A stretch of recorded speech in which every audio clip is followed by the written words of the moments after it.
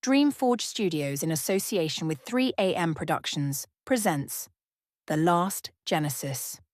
Part 3, The Genesis Wave. Chapter 14, Two Front Wall. Chaos was a contagion. The serene, silent world of Sithra fractured into a cacophony of terror. The city-wide alarm was a constant, deep thrum, punctuated by the sickening silence of energy conduits being drained by the void swarm. The invaders didn't use explosives or lasers. Their weapons were entropy itself, leaching the life and light out of everything they touched. Inside her containment field, Maya was blind and deaf but not numb. She could feel the city's pain through the floor, a shuddering agony that resonated deep in her bones. Her own power, her bond with Nova, was a frantic, screaming thing in her chest, desperate to respond but caged and useless. Suddenly the blue field flickered and died. Lyron stood before her, his form radiating a grim, desperate urgency. The serene elder was gone, replaced by a warrior. "You were right," his voice echoed in her mind, stripped of all ceremony. "I was a fool to trust our laws over your truth. Forgive me. Now you must fight as you were chosen to." "Nova," Maya gasped, scrambling to her feet. "Where is he?" "Malachor has him, in the High Council chamber.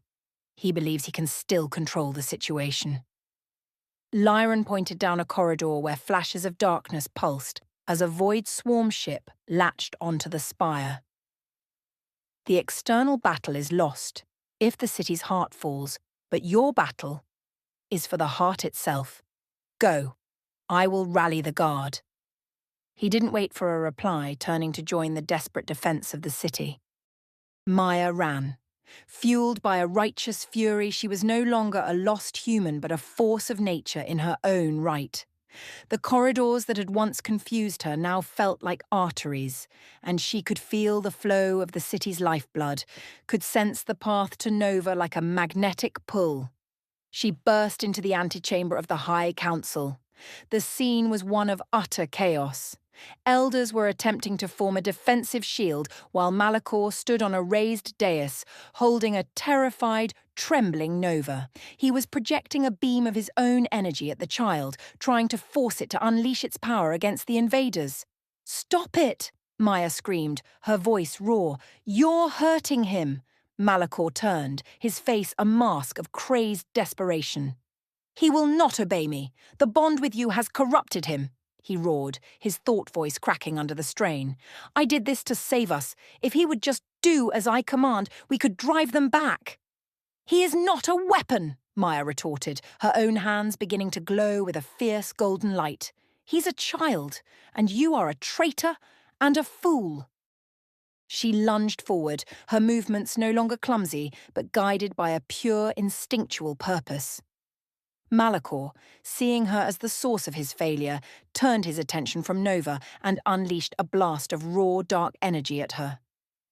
It was the same power Cygnus had used in the test, but this was wild, untamed, fueled by rage and fear.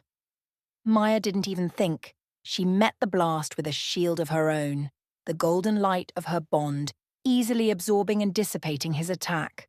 The confrontation was a whirlwind of motion and energy. It was a battle of ideologies made manifest. Malachor's attacks were sharp, precise, designed to control and subdue. Maya's power was fluid, adaptive, a dance of protection and redirection.